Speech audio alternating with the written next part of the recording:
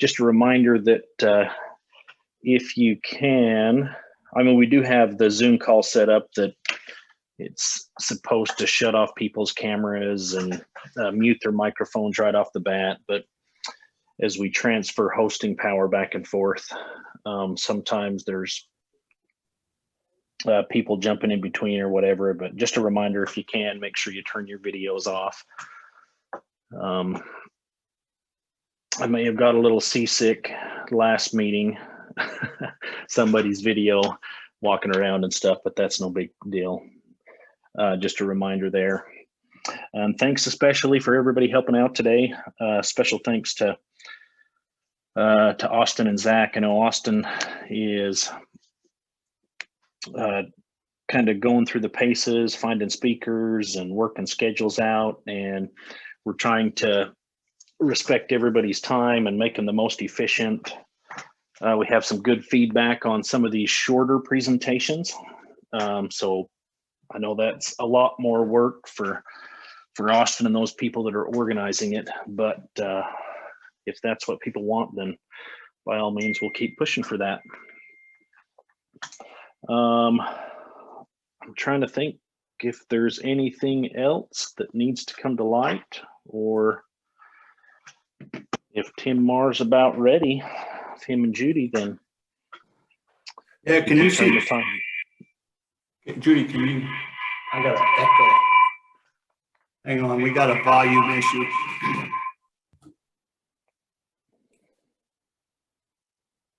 Can you see the screen now? Yes, I can see the screen. Yep.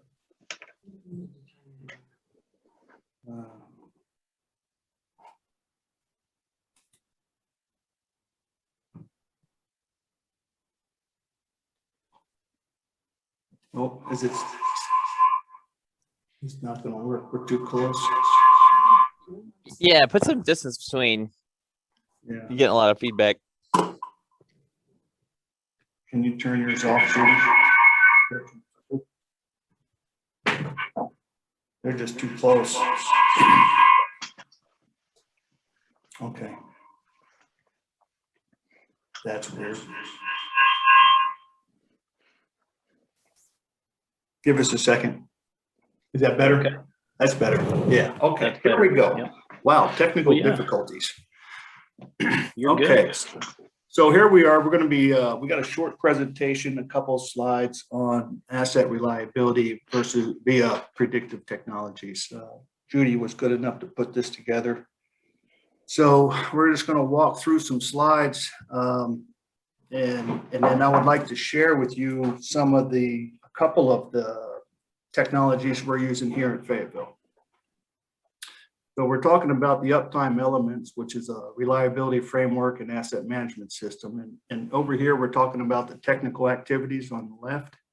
And we're in the asset condition management section, where we're talking about all the different vibration analysis, fluid analysis, infrared, ultrasound, motor testing. These are all tools we can use. Condition monitoring, let your assets talk to you. This is from Jamie Borley. He had these slides that we kind of used for this presentation. Give him kudos for that. So just like us, assets can speak. Their talk and their words consist.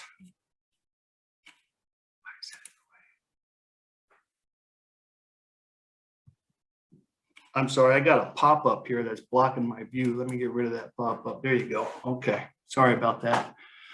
Just like us, assets can speak. Their talk, their words consist of parameters and signals such as vibration, temperature, viscosity, decibels, wear particles, corrosion, and a whole lot more.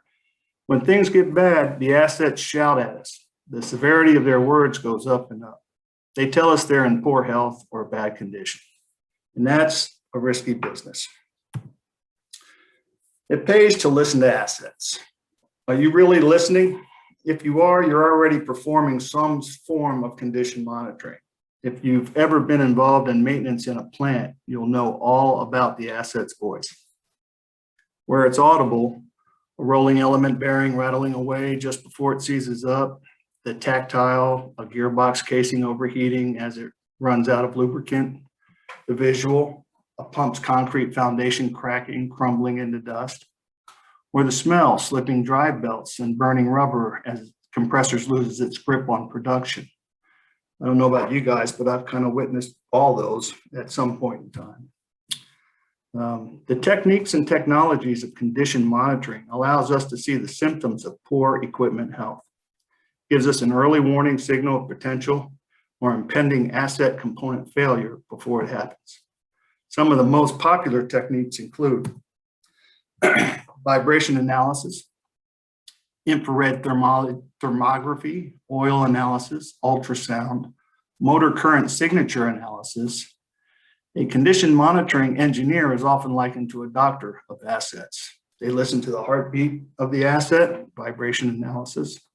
They take bodily temperature, infrared thermography, and take blood samples, oil analysis. All this helps to detect and diagnose impending failures or actual partial failures, and then to extend the person's or asset's life cycle. Traditionally, these techniques have been deployed manually, a technician or engineer walking from machine to machine with handheld data collectors or instruments and taking measurements manually over every few weeks. He or she would then have to upload data to standalone PCs and report on the findings, or even wait for analysis reports back from a third-party service provider. It's not the most efficient way of doing things. With the advent of permanent sensors in the industry Internet of Things, Maintenance 4.0 and Industry 4.0, more and more, we see a change to continuous digital monitoring of asset health and condition with dynamic information and data sent to a cloud via cloud-based software. In this new era of connectivity, diagnostic information is often available in real time in asset information systems to a stakeholder to help plan scheduling of maintenance greatly. Be proactive for condition monitoring results. Being proactive in deploying on condition monitoring strategy, you can measure the deterioration of rotating, reciprocating, and static assets at your organization or plant. Here are some common examples of many asset problems condition monitoring can highlight. Worn bearings, pump cavitation, asset-to-asset misalignment, gear teeth wear, external gearbox contamination, structural cracks in pipes or foundations, lack of lubrication, poor electrical connections, failing electrical components, deteriorated motor insulation. Condition monitoring allows you and your team to understand the failure modes and failure mechanisms of your critical asset base. And that's valuable data and information for business intelligence and operational efficiency. But condition monitoring is more than that. It isn't only useful for highlighting impending failure, it has a reason for being. What's the end game of condition monitoring? So we know that our assets and equipment are starting to deteriorate. After installation in a period of reliable, stable operation, they start telling us something is going wrong on the inside or outside. But what next? What do we do with that information? We can use that powerful information to perform condition-based maintenance. CBM is the subset of preventative maintenance. But whereas traditional preventative maintenance focuses on replacing or overhauling components or assets that wear out on a time and usage basis, CBM allows us to perform data-driven maintenance on assets that suffer wear out and random failure modes. This means maintenance when it is genuinely needed. The other forms of PM, if not set up correctly, can lead to replacing components that are still in good operable condition. Examples are over maintaining and wasting valuable resources. The organization can only benefit from condition monitoring technologies and CBM. Here's how. Higher asset availability, increased production output, less unplanned downtime, reduced maintenance and lifecycle costs, optimized human resources, reduced invasive PMs, overhauls, and component replacements, improved maintenance planning and scheduling, better spares forecasting, root cause analysis information for defect elimination. So if you can implement condition monitoring in your organization and make it a central theme of your maintenance strategy, you can reap the rewards and get that value delivery your stakeholders demand.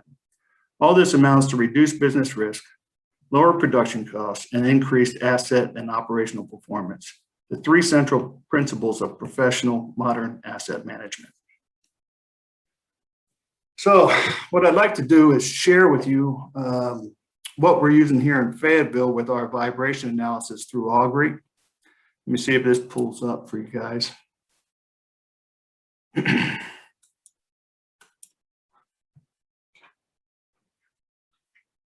You guys see that? Yes, sir. So there's a couple. Sorry, I don't see the Augury thing. I just see your PowerPoint. My apologies. So, It did not shift. Why is that? Let me go to share screen again and see if yeah, it's probably need to click on the pop-up for Augury or the screen for Augury on your share screen. Is usually what happens. Let me see if this is it. There we go. I can see the browser with Berryville, Duncan, Okay, cool. Fayetteville lift station. So Thank you, Mayo. So what I'd like to share with you is some of these technologies I've learned, and you know, I'm getting my feet wet with this stuff. So I'm probably a year in. So I'm learning this stuff every day. But what I found was, I'm going to just use this as an example. In our biosolids at the west side, we have rotary low blowers with 150 horsepower motors.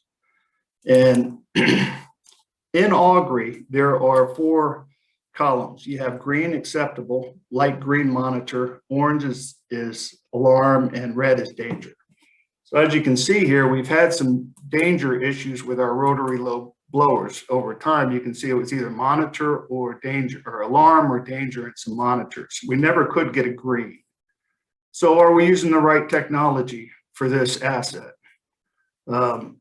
Going forward, we thought, well, we've called Augury, went over all our points of measurement, and in doing so, we determined that maybe ultrasound would be a better tool. So as an example, I just kind of wanted to share with you some of the details that we get from our readings that we do with Augury. So here we have a timeline. You can see, you can watch your asset progressively deteriorate or improve after repairs. And this bar graph down here, you can see is the locations of where that sensor, that accelerometer is placed on the asset. And it's reading that point. So that would be like the vertical point of that bearing. This would be the horizontal, and this would be the axial. And it gives you those readings at each point, which I thought was pretty cool. It can kind of really dial you in on issues. And some of this I don't fully understand yet on some of the graphs. I'm still learning that. But down at the bottom here, if you really want to get, they give you an example, or not an example, but a prognosis, possible cause, shiv misalignment, what you can do to correct that. And we have done these things. We've aligned and tightened and tweaked and greased and all that, and we still get the same results. So on this asset, bottom line is we moved over to ultrasound on all our rotary low blowers, and we get a consistent reading on those. So that's our technology we're using for this asset at this point in time. Now, moving over to our lift stations. I just wanted to show you, and I think, Scott, you're probably aware of some of these. Let me see, pump 1 has been running for a while. You see, it's not bad. You know, you get into the light green, your eyebrow raises a little bit and you start looking at it. But we don't do any action until we get into the alarm or danger. Alarm, we're starting to make changes in the field. Danger, we're taking it out of service. And on the bar graph here, you can see each point that's being monitored. These are 350 horsepower motors down here in our points of measurement. So that's pretty neat for us. This has been a solid year of building this trend on these assets and being able to get a better understanding of the asset. The other one I'd like to talk about is our new Centrica Business Solutions come out with a power radar.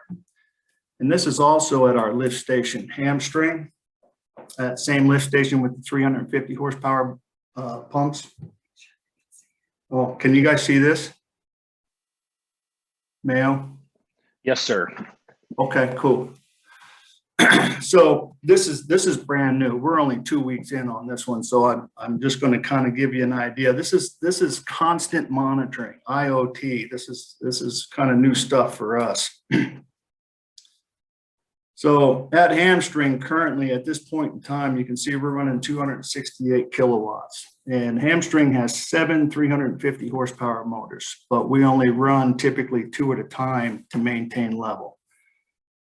Over here, you can see there's a 7-day power consumption, and you can go through here and look at each day at your power consumption. So you see something like this, like a spike here. You're thinking, oh, that's interesting. What's that about? So you can come over here and look at the timeline, time view. And that blue line represents over here the full station. That's the total KW. So I can come down here to machines and look at the pumps individually. So here would be pump 1. So pump 1 is in the orange, and it was cruising along and it looks like it got shut off. So operations may have shut off pump 1. So we can look at pump 2 and see that pump 2 came down. So, there was an operational interaction here. We can see that. If we wanted to go into a little more detail, we could look at each CT on each pump for A, B, and C phase, which I don't use that much, but it's an added layer of monitoring. I like to just look at the total of all 3 legs. So back to what I was saying on the main screen, we had last Thursday, we saw a spike, right? So we can go back to last Thursday. We can see that spike and we're like, oh, what's going on there? Everything shut off. And then the pumps came back on, and in doing so, it added pump. There's a pump 2 came back on. Oh, let me see, put pump 3 on there. Let me turn the other pumps on so I can read those. There you go. So you can see we had like 3 pumps come on at once, causing that spike. I don't know that that's, a normal practice, but that's something we would look at as far as our power consumption goes. Do we want to keep doing that or stagger that out a little bit? So anyhow, lots to learn here. This is just, like I say, 2 weeks in on this system and a year in on Augury for myself, developing trends. I'm just finding this very interesting, and I'm learning a lot every day. So I'd just like to open that up for any questions, or if I can answer them, I'd be glad to.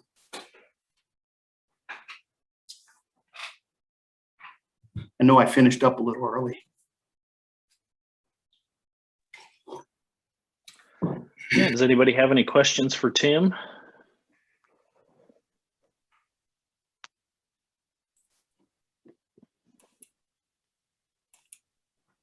You can shoot him in the chat as well.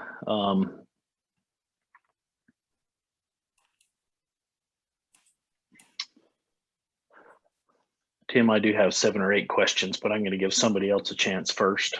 So. 7 or 8, really? Yeah.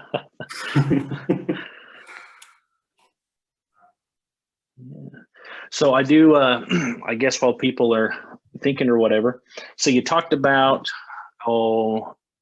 your readings, I think it was from Augury, going from the green states to the orange to the reds. What are some of the corrective measures you've taken, like when they get into that alarm state. Gotcha. And how is that? Yeah. How was that help, so to speak? Yeah, I use what Augury recommends. Let me do a case in point here. West side. We'll look at the influent pump. There's a monitor there. So pump 3 in IPS 1, you're familiar with that, Mayo. If I view the analysis platform,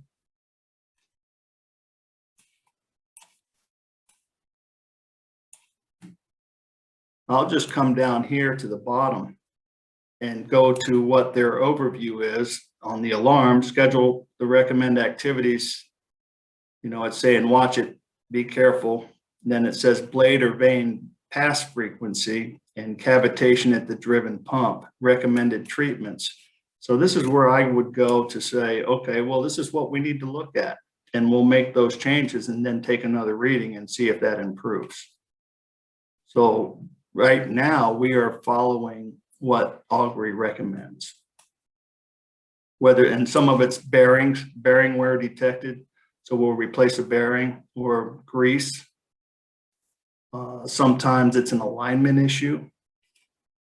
And it lets you know that tool zeroes in and pinpoints the areas of concern. Does that help, Mayo?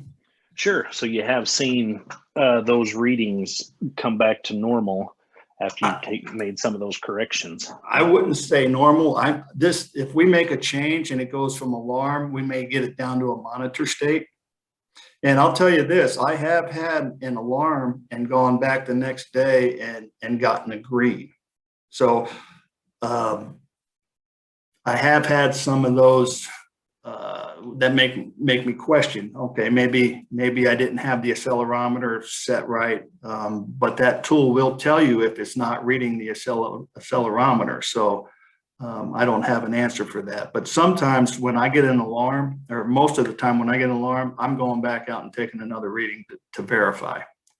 And if it's a motor issue, like a winding or a broken rotor or something of that nature, I'll call Evans Electric in and have them do a PDMA, a predictive motor analysis on it, where they can look at the windings and such.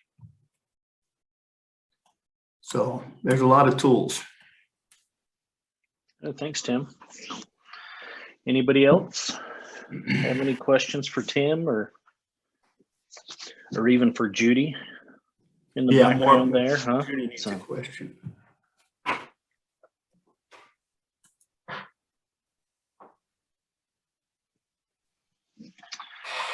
Okay. Well, if somebody does, then they can shoot them in the chat, or we could figure out how to get your information to them.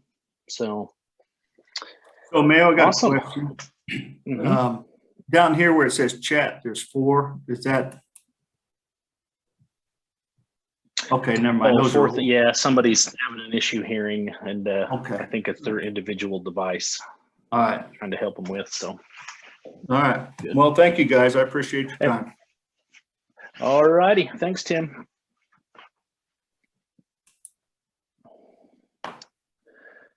Okay. Well, yeah, if anybody has any questions or they need to get in touch with Tim, just let us know. We have his contact information. So if you pay me enough, I may even give you his home phone number. You can call him in the middle of the night. So no. Okay. Well, we'll take a quick little break here, and we'll get Ryan set up for the next one. But so you can give us about 5 minutes, but chances are, if Ryan's ready, we'll probably start a few minutes early. So.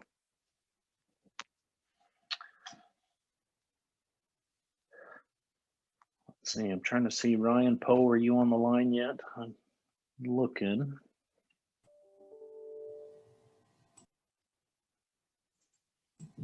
He's not in the lobby, is he? I do not see him just yet. Okay. Okay. Oh, he's still got a few minutes before he was supposed to be here anyway, so okay, we'll hang on for a bit.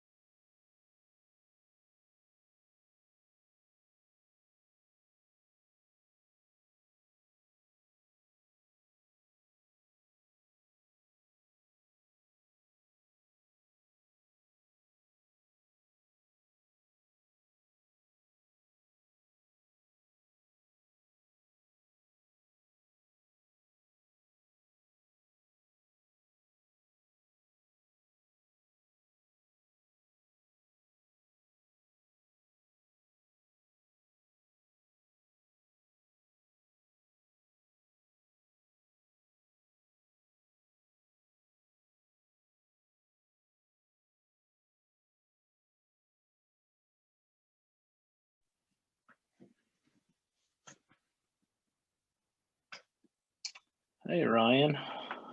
Welcome, welcome. Just checking to see if you can hear us or not.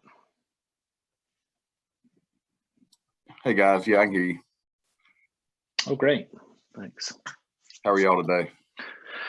Doing well, thanks. So appreciate your helping us out. Really, really neat. Helps us all out. Appreciate it. Sure. Appreciate y'all asking us to join. Yeah.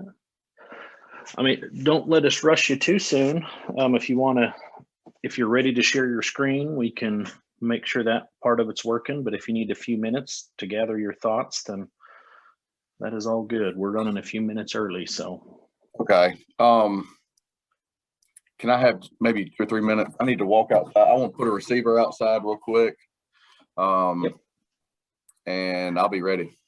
Perfectly fine. Just let us know when you're ready and we'll share your screen, make sure that works. Thanks. Okay. Thank you.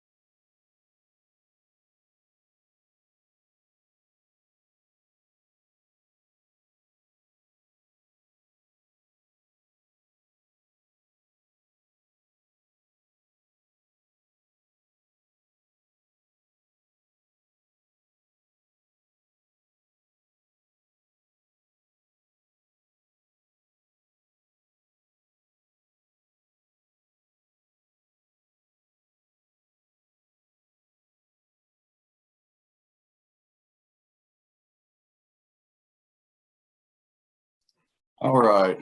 Sorry about that. No problem. So, yeah, if you want to see if you can share your screen when you're ready, make sure that part's working. Sure. All right.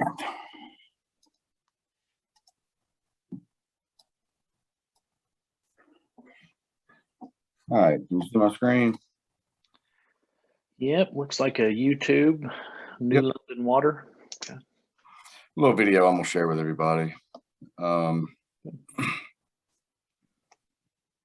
long as you can see my screen, I think I'm good. Well, yeah, if you think you're good, then just whenever you're ready, you can just run away with it. So we're at your mercy. So. Okay. All right. So I guess my time slot is from what now till about 9:20. Yep, that's right. All right. So all right. Well, my name is Ryan Poe. I'm the Mississippi mapping and GIS consultant for NEI, and I'm also covering Arkansas as well. Unfortunately, we had our representative that's covered the state for a while now. He left for a new position. So we're in the process of hiring another full-time rep for Arkansas. So at this time, I'm your point of contact. Just wanted to throw that information out there right quick. Sorry guys, I got about 10 things going on this morning.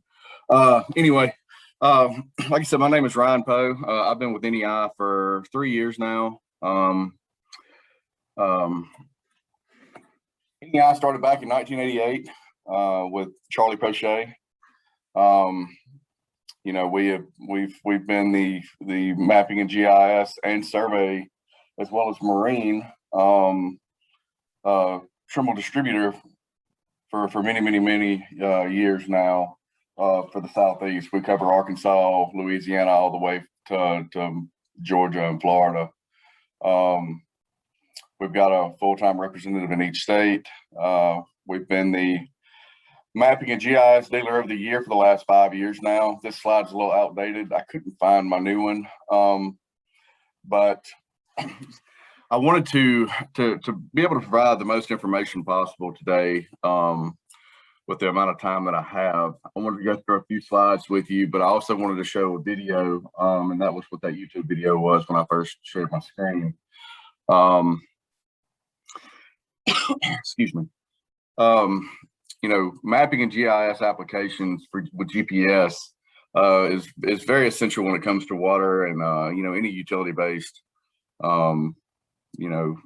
company, municipality, private sector, anything that is crucial to your utility based applications. But mapping and data collection, it records something somewhere. It shows where your this slide's got me all confused, guys. I'm sorry. I'm just gonna talk. I pulled the wrong slide up. Anyway, mapping and GIS applications, it shows it's recording something somewhere, like the slide is stating. But what that means is, all your utility based, since this is a water based on water applications, anything underground, like your main lines, your valves, meters, anything with your water system or sewage, gas, electrical, anything underground, above ground, needs to be recorded. That way you've got a coordinate location, accurate location of everything, and where everything is. That's crucial to asset management, and even when it comes to time-based management. You know an accurate location of what you're looking for. You're not spending a day, half a day, trying to locate an underground line by digging and wasting, valuable time, a lot of money. It's a crucial tool to utilize to save time, money, aggravation, everything. I mean, it's going to take some time to collect everything. I know that's intimidating. Locating everything, maybe probing for underground utilities, anything from probing to digging up to replacing lines to whatever workflow fits your needs best. But you're always going to have that accurate location once it's logged and stored.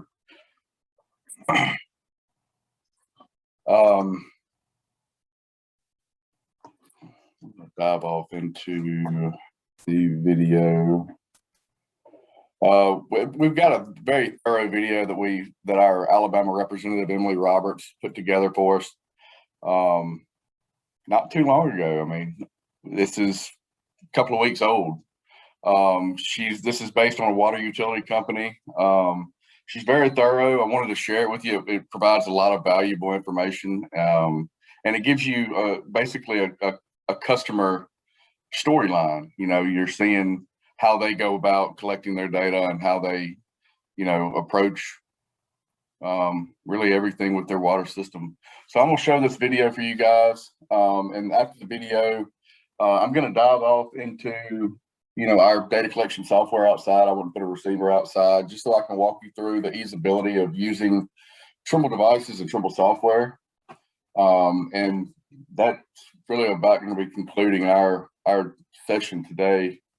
But enjoy the video. At the end of the time span that we have, I'm going to request any questions come through if that's possible. Guys, are we doing Q&As?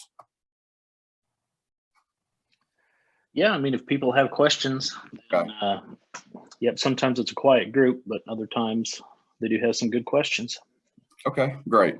Well, I'm gonna go ahead and start this video. It's about 16 minutes long, and we'll go from there.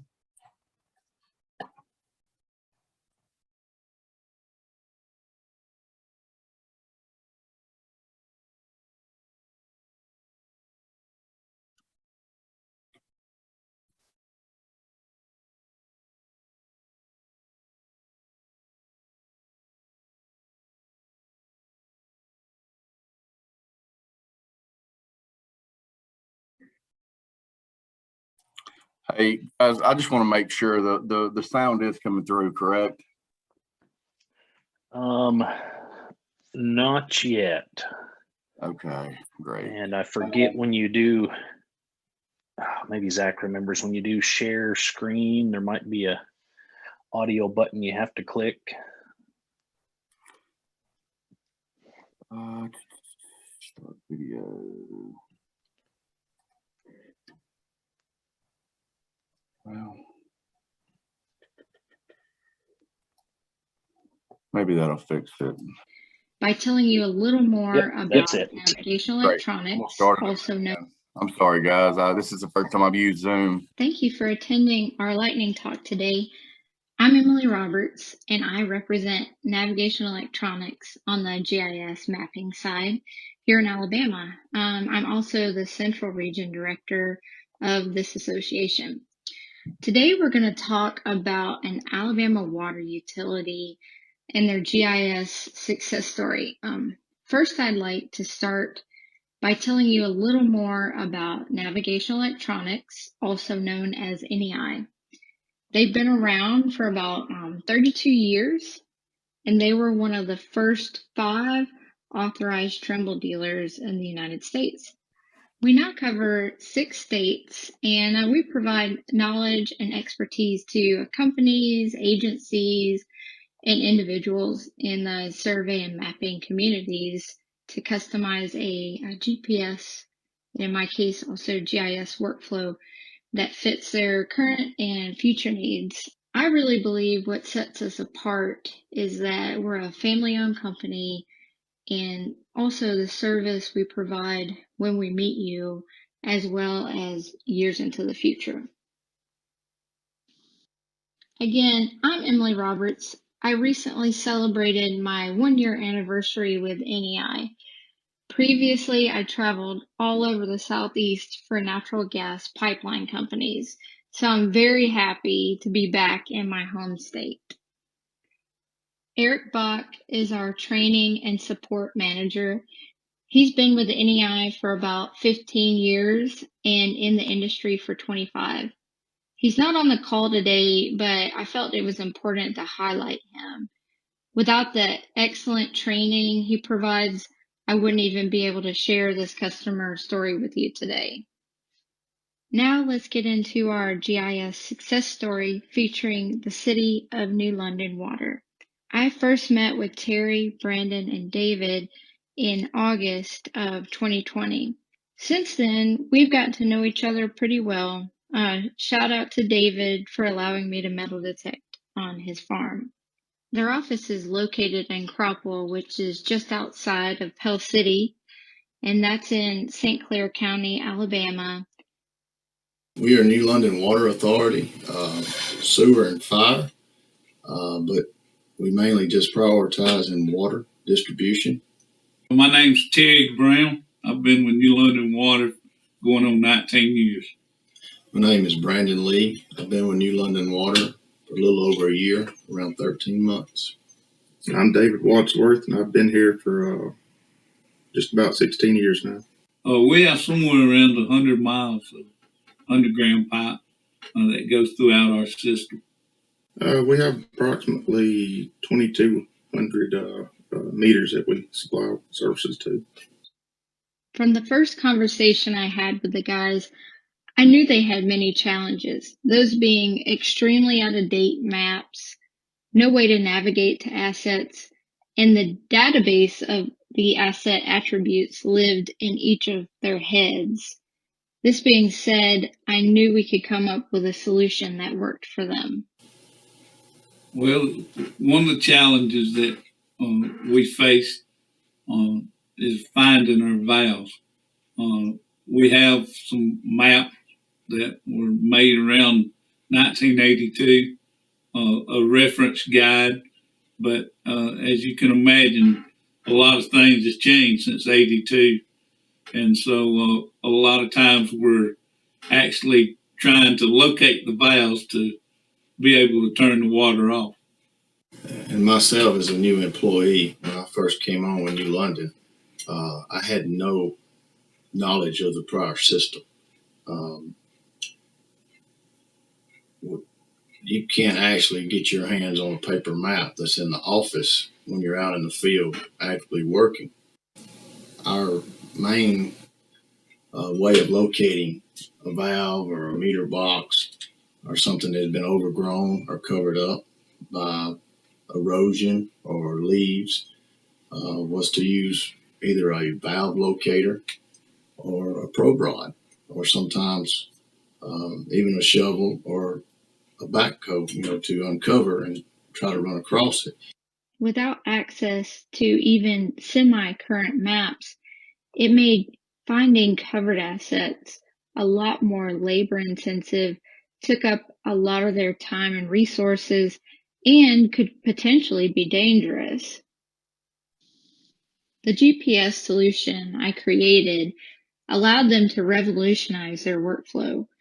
Not only could their assets be documented spatially along with pertinent data related to that asset, but they could also navigate back to them at a later date thanks to the mapping grade GPS receiver.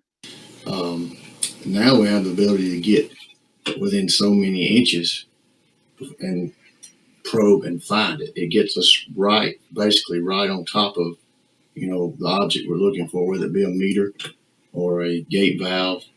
And if we have our distribution points in on our main, we can get on top of the main. The GPS solution I created from our assessment was a Trimble R2 receiver.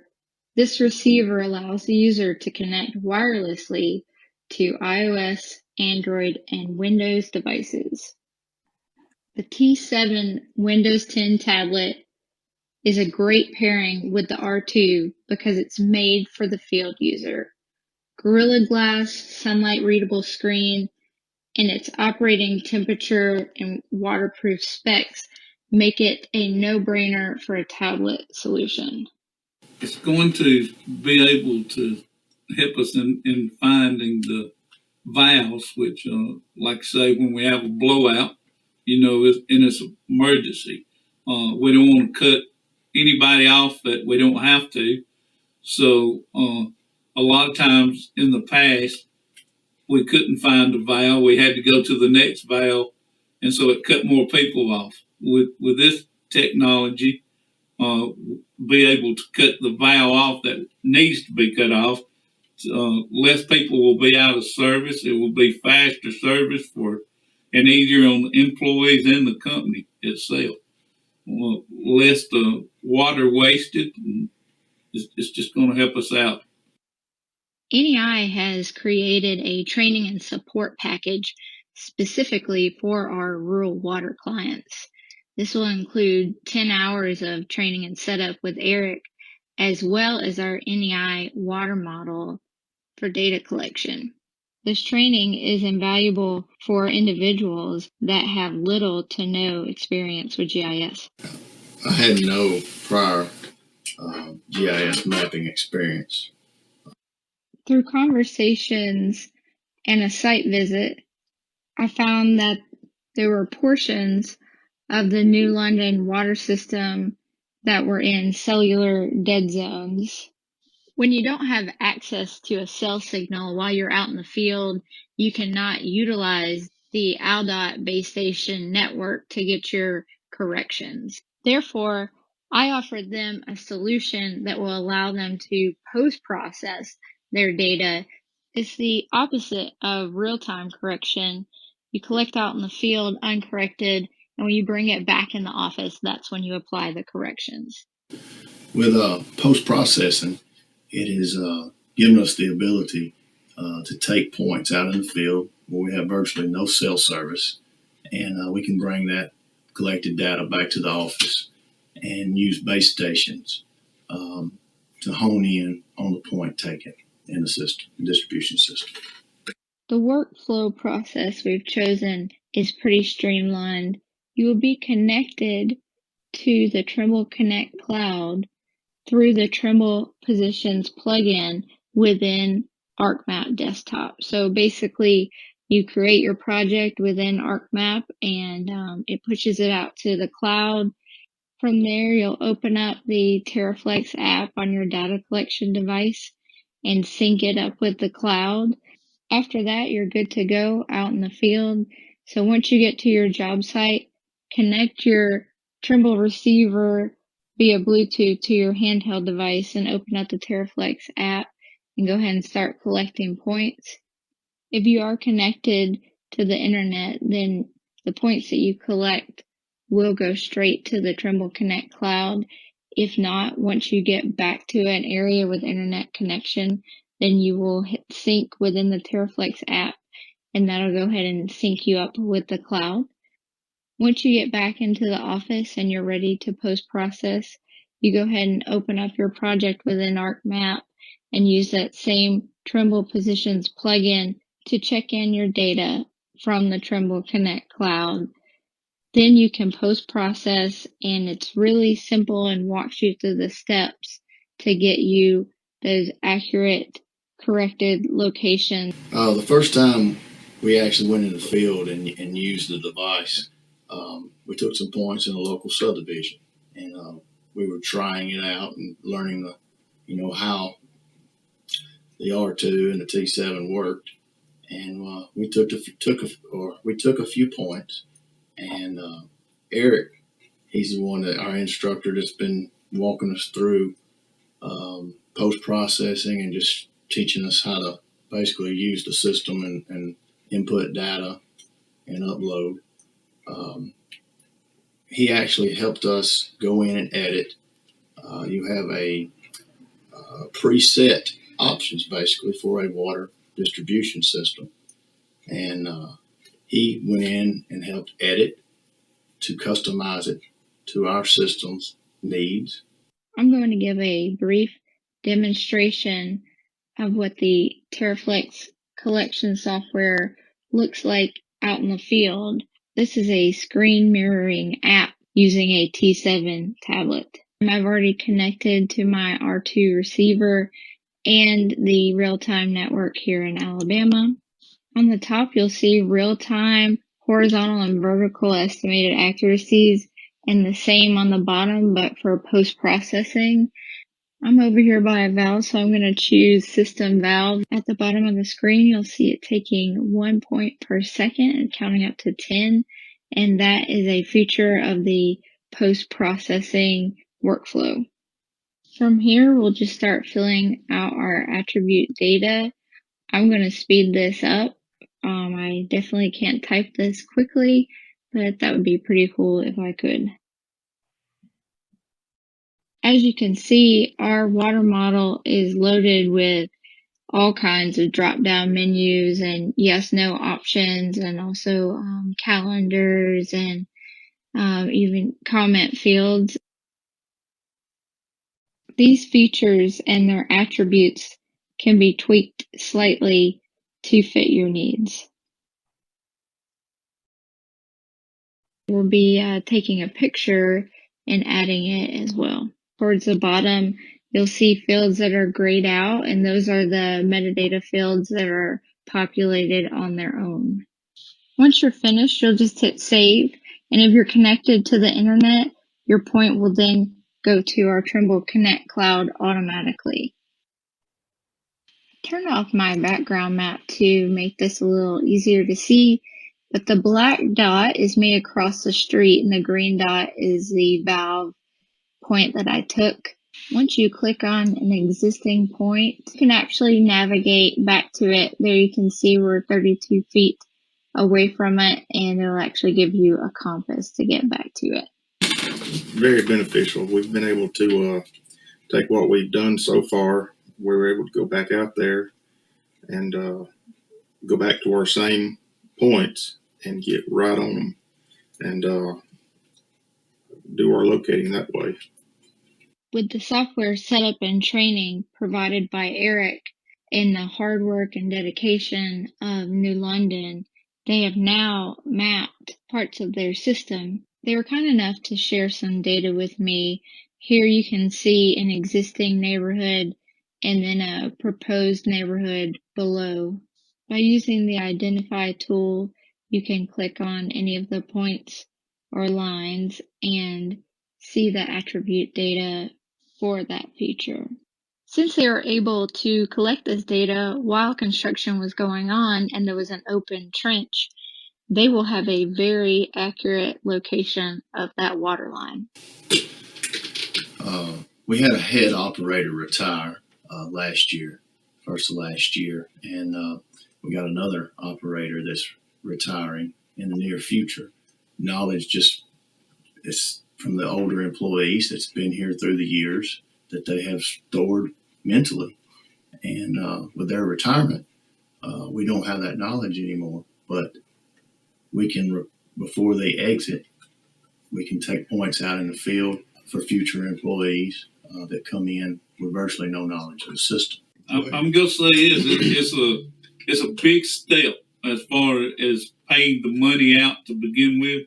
It is a lot of money to pay out at one time, but for the benefit that it's going to be, whether people like me retiring or even the younger people that's coming on to take the points and be able to find the right locations that need to be, whether it's a curb stop, a saddle, a main, a meter, a fire hydrant, a valve, ever what it might be, that it's going to be a great asset to the company and to the employees.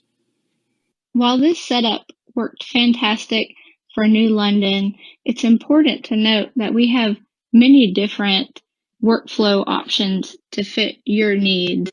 Our GPS receivers and handhelds are made to work with Trimble Terraflex, as well as Esri collection softwares like Collector or Field Maps. They also operate with some third-party apps as well. We have another rural water package that's specifically designed to work with Esri collection software. Again, thank you for attending our lightning talk. I also want to give a big thanks to New London. They were such good sports and let me record the interview. Please reach out to me if you have any questions. You can call me at. All right, guys. I hope that was beneficial to you. I hope you could hear it and see it just fine. Go ahead and if anybody has any questions, please feel free to. I don't know if you can speak up in this meeting or if you need to type it in the chat or how we need to go about that. But I'm here if you need to. If you want to run any questions by me. Also, I was gonna walk through. I've got a receiver outside. I was gonna walk through it a little easier, a little slower to kind of show you the benefits of our software. We've got about 9 more minutes, so I'll connect up to my receiver outside and kind of walk you through Trimble TerraFlex. As I walk through this, please gather some questions, and here in a couple of minutes, we'll go through any questions you have, and I'll answer anything that you need to run by me. So, TerraFlex is our data collection software in-house. As Emily stated in the video, we do partner up with ESRI ArcMap software for collector purposes or field map. And like she said, there are some third-party applications that our equipment software will communicate with. If you happen to have some existing software that you're using, please feel free to reach out to me as well. We'll see if we can get everything communicating. If you don't want to migrate to a new data collection software. But like I said, this is Trimble TerraFlex. I'm going to sign in with my username and password.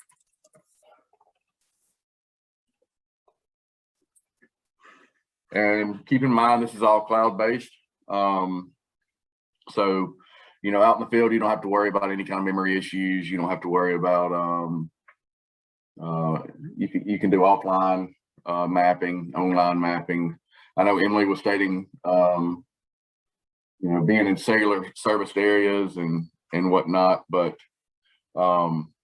this does have offline capabilities, offline data collection capabilities. It is good to utilize connected devices using either a hotspot or cellular data, because Arkansas now, you actually have access to a free network. You would create a username and password. And if you want to know how to go about that, please, at the end of this, I'm going to provide my email and my phone number. Please give me a call because I can definitely get you that information to send off to the state to get you that login credential so you can start utilizing that free network that you have. But inside TerraFlex, of course, I've got a ton of projects because I have a lot with my customers, internal with the company and whatnot. But I'm going to scroll down and find a water distribution model and select it.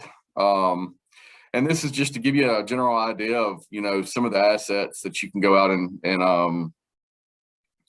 start collecting on your water system. Of course, you have your test station, system valves, pressure zones, pumps, mains, lateral lines, hydrants, valves, meters, anything that you need to collect on your system, we can customize it to your needs. And not only can we customize what you can collect, but say if you wanted to know some valuable information about maybe a system valve, we can customize the attribute information as well. So anything you want to log about the position, we can certainly do that. So if you need to know a diameter of it or a valve type, we can customize these drop-down menus.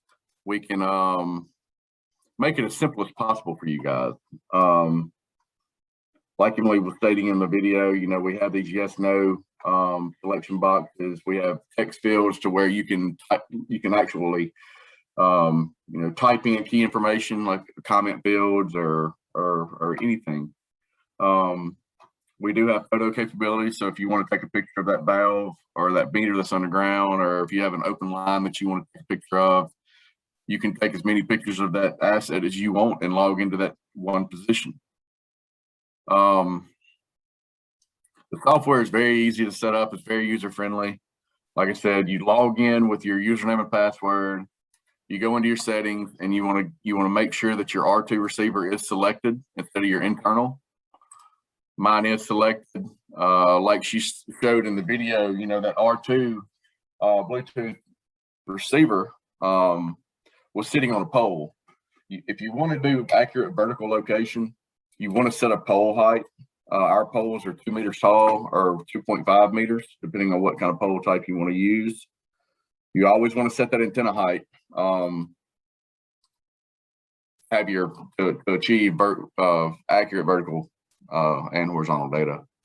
The real-time configuration is just like I was stating about the Arkansas network. It is free now as long as you have cellular connectivity with a hotspot or a cell phone, or if you have services on a tablet. You can connect up to the local bases, as I've got a couple of them in my project here, but I'm gonna connect up to the Mississippi network since I am in Mississippi, and just show you that this unit is sitting at 87 centimeters outside standalone. Once this Mississippi network kicks in, you'll see it start collecting real-time data, real-time corrected data. Y'all get to see my username and password. All right.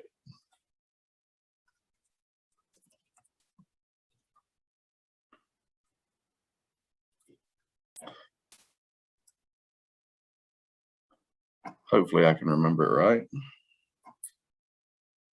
I have so many passwords. There it goes, it's kicking in. Once this kicks in, see, it drops from 87 centimeters to 1 centimeter accuracy. So instead of having to come in and bring in data collected in the field without being cellular connected, you can, if you're cellularly connected or hotspot or however you need to go about that in the field, instead of coming in and post-processing that data, you can alleviate that step. That's a step you don't have to worry about anymore. As you can see now, it drops from about 90 centimeters to half a centimeter to 1 centimeter. So you're directly on top of your asset, and you can always, once you log that position, you'll be able to trace back to that asset at any point in time needed, and you can accurately locate it instead of having to go out there and probe, use a valve detecting device, or having to go out there and dig, whatever. It's going to save you a lot of essential time, headache. It's just a really, really valuable tool to start utilizing. So once you're connected, you just go to your collect tab right here on the left-hand side, and you're ready to start locating assets. It's as simple as selecting a project, making sure your receiver is connected, and now once you say I'm sitting on a say I just walked up to a hydrant. See, I've accurately located myself. You can see my receiver sitting in my backyard. I can hit the hydrant tab, and it collected that at 1 centimeter. You can start on your way to your next asset. You can start entering in your information that you need to know about that hydrant or valve or whatever it is you may be collecting. Once you enter in this information on the left-hand side, you hit your check mark with the save button, and it's as simple as that. That information is stored in the cloud, and it's there. You've logged your position, and you'll always have that position. So when it comes to maybe a line, it's the same workflow. You get on top of that line, you hit main. You can either walk it, you can see on the bottom of the screen, you can start walking the main line, or you can start putting points down with the center tab. I want to start putting a point every 10 or 15 meters walking that line. Once you finish walking the line and locating it, you hit that save button and it draws out your line for you. Very, very user-friendly, very, very simple to use software. It's all cloud-based, so no memory issues. You don't have to worry about your device filling up on storage. And it's all cloud-based, so you got guys out in the field collecting the data and you need to see it on your computer as they're collecting. You have the availability to do that real time. So as they're collecting, you'll have points populating or lines populating on your map at the office. Very quick and user-friendly workflow.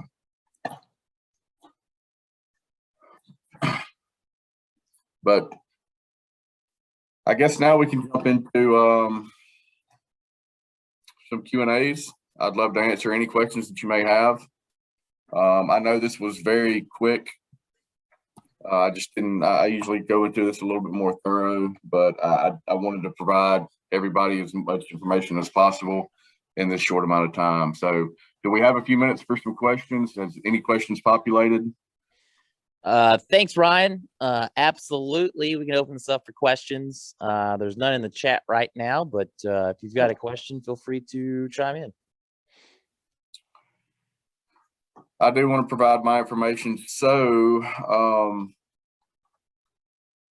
everybody will have it.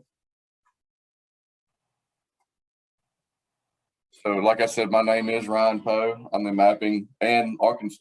I'm Mississippi and Arkansas right now, mapping and GIS sales consultant for NEI. My email address is provided on the screen as well as my phone number. Please document, write it down, take a screenshot, take a picture of it, whatever you need to do to store it. And, you know, if you have any questions, you want any further information, please feel free to reach out to me at any time. I'm actually going to be leaving this afternoon about lunchtime to come back up to Arkansas. So I'll be in Arkansas this afternoon and tomorrow and Friday. If anybody would like to reach out and try to schedule something with me. If not this week, let me know and I can make another trip back up there next week. Just give me a call or shoot me an email. Be more than happy to provide a on-site demonstration with the software, the hardware, anything that you would like to go through. All right. We got any questions? Before I let you go, I want to say it's real impressive that NEI has a canine leading their Mississippi data Oh, trace. yeah. Oh, yeah.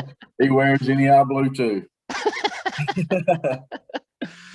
All right, man. With that, I just want to say thanks again. Great presentation. And if anybody's got any questions, they can direct it directly to you via that email. So from there, we're gonna take a quick break and get the next speaker lined up and ready to go. But just want to say thanks one more time, Ryan. Hey, and one more thing I do want to add. I know the video stated something about pricing. I'll be more than happy to work with you guys on anything. We have different configurations. Configurations go by price, but we have promotions go every quarter of the year. So we try to do that to help utilize, you know, not only ourselves like time, but we have specific discounted pricing on certain devices each quarter to help customers in the purchasing process. So I did want to throw that out there. We actually have one going on right now with a survey grade R2 that was shown in the video. So like I said, feel free to reach out anytime and I'll be more than happy to provide any information you'd like to review over. Well, good deal. Thanks, buddy. All right. Thanks, guys. Y'all have a good day. All right. All right. With that, we'll take about a 4 or 5 minute break and we will get the next speaker lined up. So give us just a moment.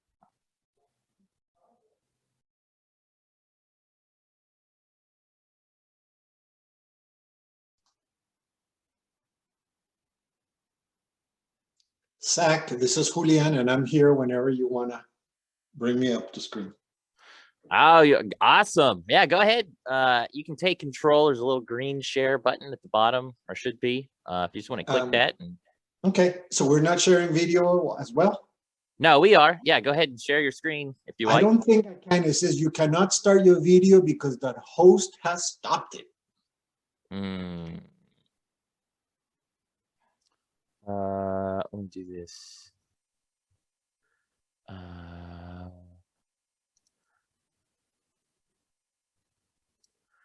All right, try it now. All right. It says Did you get in? Video. Let me see. Start video. Oh, look Something at is you. happening. Look at you. You're there. I exist. I'm not a figment of a crazy imagination, man. Okay. Excellent. All right. Here, So, let's give everybody about a minute. I'm gonna get some coffee, then we'll start this up. No, then at 9:30 we'll be ready, but I want to now share screen. See what happens if I do this.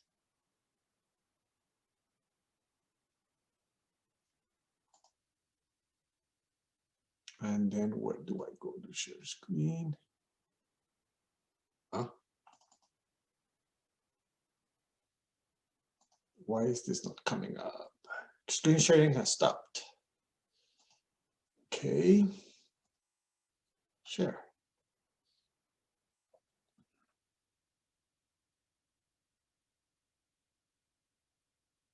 No, I don't want that.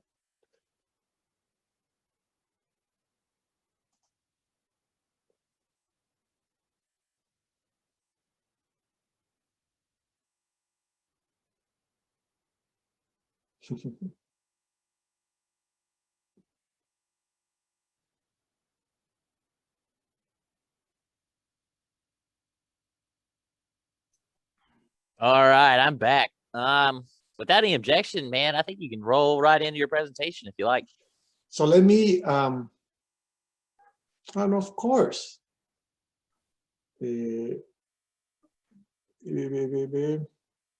open.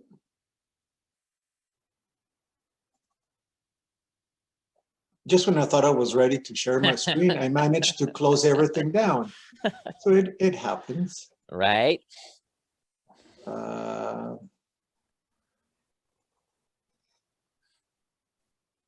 Here we go. Am I sharing screen right now, Zach? I can see your email.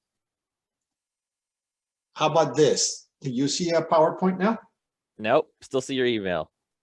Well, can you answer some of those emails for me, Zach? Yeah, sure, send them over. Okay, I'm gonna go down here, go back to our, close this. Oh, there we are. I see you. Okay, now I go to share screen. And hopefully it's the presentation. Let me know if you see a PowerPoint. Oh, yeah, absolutely. Looking great. Okay. Slideshow. Okay, let me know when, please. Oh, you're good to go. On your mark, get set, go. Thank you, sir. So thank you, Zach, and thank you everybody attending this event. I get to talk about sort of a bigger picture, the bigger picture of the challenge that we see in the wastewater sector. And it is about how do we go about retooling our urban wastewater management infrastructure and approaches to deal with the new challenges, the challenges of the 21st century and those beyond. And I'm going to do that through just showing some global trends and having discussions of some general approaches and considerations that we're seeing. My name is Julian Sandino, and I served in Jacobs as the Global Wastewater Solutions Director for the firm. So let me get started by taking around a tour. It's a tour based on projects that we get involved, again, the blessed thing of being involved in projects around the world.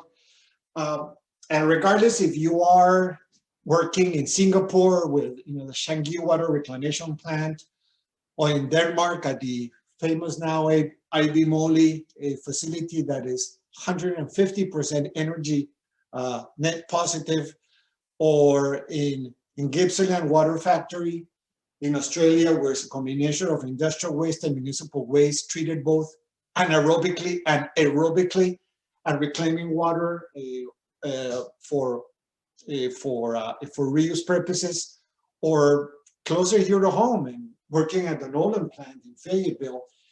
We tend to see the same issues driving projects. Regardless where you're in the world, you are saying that today's utilities are dealing with this list that you see there of challenges. Things are getting old. There have been changes in the surface area conditions. We built the plant somewhere and the city didn't grow there. It grew on the other side of the river, whatever. The effects of climate stress, too much water, or in some cases, too little water, changing all the conditions of the regional designs.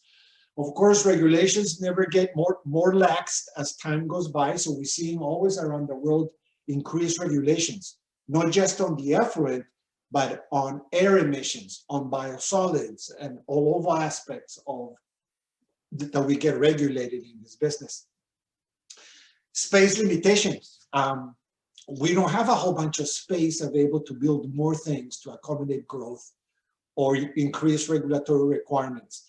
And we're seeing the little space that we have now, we have all the neighbors, now we have the cities growing around us. Once we were perhaps in pastures nearby a receiving water body, now the city is all around us and not liking us very much as a neighbor. We see the need of improved operation and maintenance efficiencies. We gotta do more with less, and we don't have enough money to do everything, and so we have to become very efficient at how we run our systems. And we're seeing a very important trend, and actually it's a very good trend around the world. We're now being faced with dealing with water equity and community impacts, sort of the social justice aspects of our business that for the most part, because we were remote, it didn't really matter.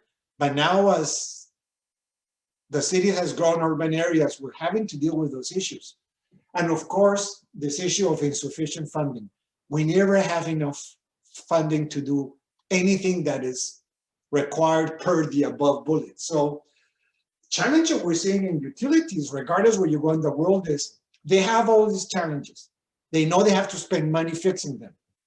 They don't have a whole bunch of money, so they're wondering, to fix the problem of today, will that money be spent well enough to serve to deal with tomorrow's challenges?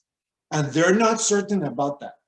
We're starting to see utilities pretty much freezing up. They're frozen in their decision making because they're not sure if that investment in fixing that thing, adding that clarifier, is going to really help towards the future.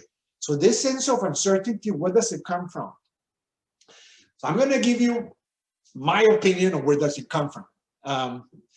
If you think about where we're living today, that we in the wastewater world, in the utility developed world, let's call it, wastewater utility sector, we're living on a legacy. We're living on the legacy of plants that probably started right after World War II. And that's about the 1950s, by the people that started to plan large urban infrastructure. So put yourself in the mind of the people planning back then. The world, their context. The whole world was 2 billion people. And 70% wasn't really their problem because 70% was rural. So only 30% was urban. The world back then, you could argue, they had ample resources, natural resources, human resources, financial resources, and the climate was extremely predictable. So again, I would argue we're still living on the legacy of those plans, the same sewer system. Things have expanded, updated, but we're still the same concepts. Now we know that history is pretty much done. We're starting to see around the world a flurry of the new master plans. You know, what is going to be the next 30, 40 years of this sector? So let's put ourselves on today's planners, on their shoes and their context. We've been planning now for year 2050. So let's get in our time machine and go there. 2050, almost 10 billion population, 5 times bigger around the world than what we had in the 1950s. And now a complete reversal. Now it's 70% urban. A huge increase in urban population expected around the world. Super constrained resources. We don't have enough money. We don't have enough environment. We don't have enough human resources. And a very changed climate. Change and unpredictable climate. So the argument that we'd like to make is, do you think that the solutions that you can argue have served us well up to right now, that were established in the 50s, are going to be the same solutions that are going to take us to 2050 and beyond? So hopefully you reach the same conclusion we are, which is not, it can't, no way in hell. So let me go through some examples of some of the things that we're seeing of utilities responding to this challenge, to this new way of thinking, to these transformational steps that they're taking to go beyond what they were doing to face the new realities and the new challenges. We're going to talk about a concept of one water, sort of the integration in an intelligent way of solutions related to the water cycle. We're going to talk about resource recovery, the importance of it and the role it plays in bringing our sector, the wastewater sector, into circular economy kind of concepts. We're going to talk about this change in our mind about what is it that is to manage wastewater, and that is, it's about carbon energy management, and it's about having to deal with something called process intensification, doing more with less. We're going to talk about a trend that we're seeing, this concept of digital twins, the flight simulators for our industry. And finally, this issue that I mentioned in one of the slides before, how are we addressing that very important issue of water equity and social justice? So let's start with this one water integrated intelligent solutions. We're finally recognizing something that we always knew, but we had trouble actually doing something about it. And that is that the water cycle is all connected. It's a continuous cycle. We in our industry managed that cycle historically by dividing it. We had the water resources people that dealt with stormwater. We had the pipe systems, the big conveyance systems handled by another department. We had the drinking water, potable water plant handled by another department. We had even the water distribution by another department. Then wastewater collection by another utility. Wastewater treatment, perhaps in some cases different than the sewer collection systems. And then that's gone. With the new trend is everything is integrated. The connecting loop between all of them, reuse. We don't have enough water just to throw it away, so we're reusing it. We've always been reusing water. Now we're more acknowledging. I'm gonna give you an example of somebody who's getting it and doing something about it. LA County, so Los Angeles County Water Services. They have a very unique challenge. Of course, a lot of the water comes from outside, actually from Colorado. So they're very careful about how they use water. They have a lot of demand to large urban areas. So they understand that their water supply is linked to the water that can be reused from wastewater collection and treatment. And they have to use some of that water to not just discharge it, but use it as a salt intrusion barriers to prevent the intrusion of ocean into some of the drinking water wells. They have to provide amenities for the community to use. And they're doing all their planning by considering the complete water cycle. So it's a very unique way. Their utility management dashboards are based on this, having a feeling for the whole, for the journey of the water droplet throughout the complete cycle. Another example is combining, we're seeing now the integrated watershed modeling, in particular for wet weather flow management, in which now we are creating models that can integrate the impact of a storm event, that rain that falls, it falls and where does it go? Part of it gets infiltrated into the ground, but a lot of that gets back into the sewer system through I&I. We have the extra wastewater associated with that going through a collection system, affecting a treatment plant that now is affected by a high peak flow with somewhat dilute loadings, and now having an impact on receiving water quality of the receiving stream. So now we're using models to see how that storm event affects every component, so we can come up with solutions to weather events that are more cost effective. An example is a project we're doing in Denmark that they're saving about $200 million in facilities, but being able to demonstrate to the regulators than just that providing huge equalization basins located throughout the collection system isn't the best way to protect the receiving water quality. And unless they had the model, they wouldn't be able to articulate that argument. Okay, so let's jump now into the wastewater treatment and the aspects of resource recovery. There's a lot of resources to be recovered in this used water, in the wastewater. First and foremost, the water. And there are other aspects that is carried, other components carried by the water. Here we're showing a new concept to seeing this potential for recovering resources in wastewater called the resource pyramid. This is from another project in Denmark we're doing right now, and it's for the client that wants to build the energy most resource efficient plant in the world. That's their mission statement. It's a brand new facility to serve about 600,000 population equivalents. And they want to recover as much resources. And there's, in this pyramid, it illustrates that in the bottom, the widest part of the pyramid is where you have the most resource to be recovered, but not necessarily the best value. So in the bottom, you're going to have like water. Then after that, you have energy that could be recovered.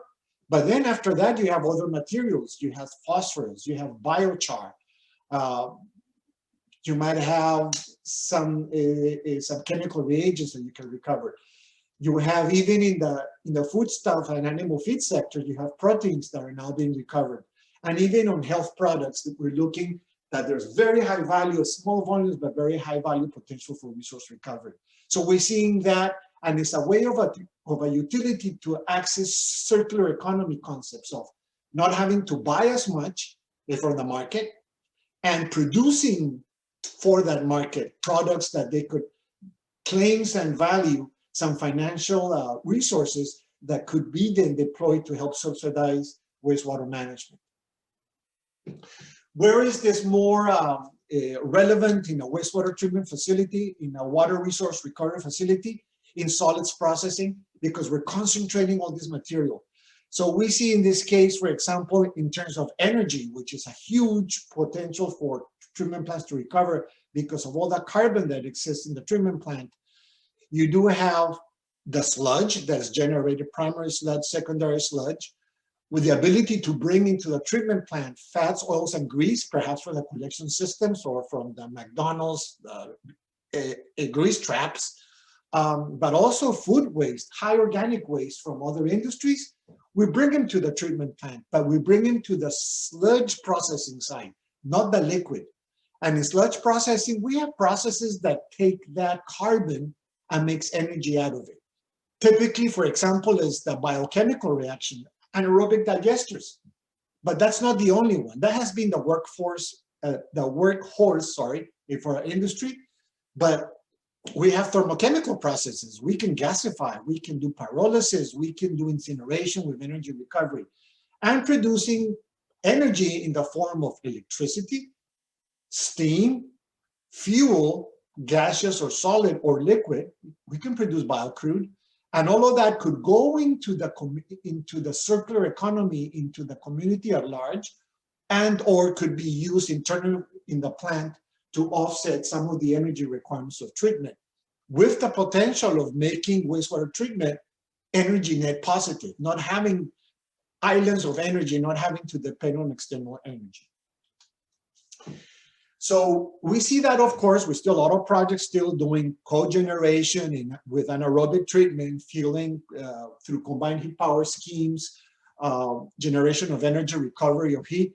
But we're seeing other things. There's a huge trend of using your effluent heat. That big pipe going into the outfall has a lot of volume of water with a lot of heat, especially in cold temperatures during winters. We could put a heat pump and recover that heat. We see hydropower, plants that have, let's say, a large fall in the hydraulic gradient between discharge and receiving water body, like Point Loma in San Diego. They're putting a turbine and they're recovering power. Wind turbines, here an example in Atlantic City. So that's Atlantic City in the back.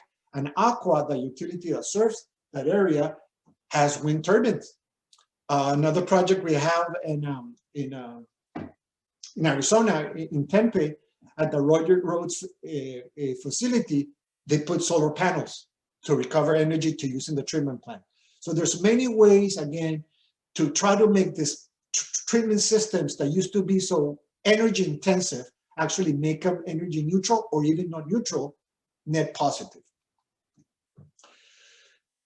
Big trend in our industry that's coming up to really deal with the challenges of the future is this concept of linking the green hydrogen sector, the power sector, with water need. So green hydrogen is one of the big trends that we're seeing around the world to deal with decarbonization of the energy sector, because our climate cannot afford to be based on carbon. So what are we based on? Hydrogen. The problem with hydrogen is it requires a whole bunch of energy to produce it out of water. But we're using now renewable energy, the energy that at night those wind turbines or solar, the wind turbines are still producing, but nobody has the light on. That is called, that excess energy can be used then to produce the hydrogen with water. The byproduct of that is oxygen. And guess what? We all know oxygen is the main energy consumer for the aerobic processes that we're using in wastewater treatment. So we see this nexus now happening. We'll also see a new trend that we are combining utilities. So this is an example of a recent project. Actually, it's almost halfway construction that we're doing in Singapore, in which we designed a facility that deals with urban solid waste, municipal refuse, organic fraction, and the wastewater treatment plant co-located to maximize those synergies there. So the sludge is being incinerated with energy recovery together with organic fraction of solid waste. And some of the residuals from that incineration are being treated at the treatment plant. So the other big process that we're seeing right now, the other big trend goes back in how do you manage that wastewater within the treatment plant, that used water full of carbon, and this concept of this nexus with energy that we just discussed. So let me take you through some of that. I could argue that we used to be, us process engineers, we used to configure wastewater treatment solutions. We used to be BOD busters. You know, BOD, biological oxygen demand, was what was regulated. It was the bad thing in wastewater. And we need to remove that to 95% or beyond, if possible. And that will produce the effluent that will be acceptable for the regulators. So that was a measure of carbon, right? BOD is a measure of carbon that if it goes into a receiving stream would exert an oxygen demand. But carbon is not good or bad. In that case, it's bad if it goes to a receiving stream. But carbon is a sort of energy. So we have become carbon managers, I would argue, in our business as process designers.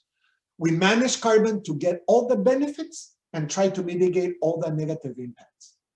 So example, primary treatment. When we put primary treatment is to redirect the carbon from the energy consuming side of the equation, from secondary treatment, from activated sludge, for example. Because if we reduce that load, we reduce the demand of blowers, and blowers require energy, so lowering energy consumption. And we take that redirected carbon to the digesters that can produce energy. So we reduce a negative impact and we maximize a benefit. And that helps us position the treatment facility into a better energy profile.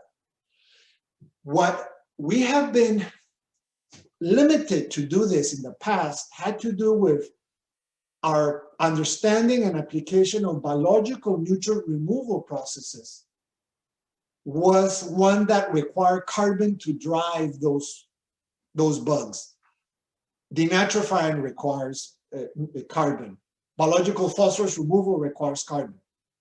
So we couldn't quite get rid of the carbon. So we needed it. That is changing. We're now having processes such as deammonification, a way to do nitrogen removal biologically without the dependency of carbon, and it's changing the way now we are seeing carbon managed at facilities. The other related, still we're trying to reduce energy consumption. So there's some trends. We're seeing membrane aerated biofilm reactors, MABR. So here is, I don't know if you can see, hopefully you see my mouse. Here's an example of one of those.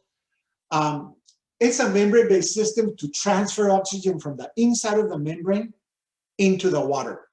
Super efficient, about 6 times more efficient than the finest fine bubble diffuser. And it also helps us reduce the size of the facility because nitrifying bugs are colonizing those membranes because they have that first grab to that oxygen. So it's like an IFAS process. So it helps us reduce by half the size of an aeration basin. But we have other things. We still, now we're looking more and more into anaerobic membrane processes that it produces very clean water out of the membranes. Here, the membranes are more a filtration step instead of an oxygen transfer mechanism. But the anaerobic process doesn't require external energy. So it's a good way to do good treatment with no energy. The other big trend I mentioned is process intensification, doing more with less, in this case, less space. So activated sludge processes, which is 90% of the developed world, relies on the biological process, relies on it, but it takes a lot of space. The bugs in the mixed liquor, you cannot go mixed liquor concentrations beyond 3,000–4,000 milligrams per liter. So it's not very densely packed biomass because we cannot overload the clarifiers. But what if we created a sludge that settled literally like a rock? So we're seeing a lot of trends, a lot of investigations, a lot of experimenting with making my biomass heavy. You can do it by adding ballasts, something external, and let the bugs sort of colonize that ballast and they sink quicker in the clarifier. We can select what the concept of this is densification, which is what if we continuously waste only the fluffy stuff and we keep a biomass that tends to be heavier, and therefore selecting, again, a heavier mixed liquor, lower SVIs. And we can do that through hydrocyclones on our waste activated sludge pumps. Or we encourage the biomass to granulate. And this is a concept of, is normally referred of as aerobic granular sludge, literally building a biomass that on its own developed these little rocks, these little granules with very, very low SVIs. SVIs 40, 60s, and they can do biological nutrient removal within that flock. Digital twins. That's another big trend. It is the concept of the flight simulator. You know, we all know about, flying the airplane with the advanced simulators. Great way to pretend you're running it, but really what you do is you're training people and they can commit mistakes and they don't crash the plane.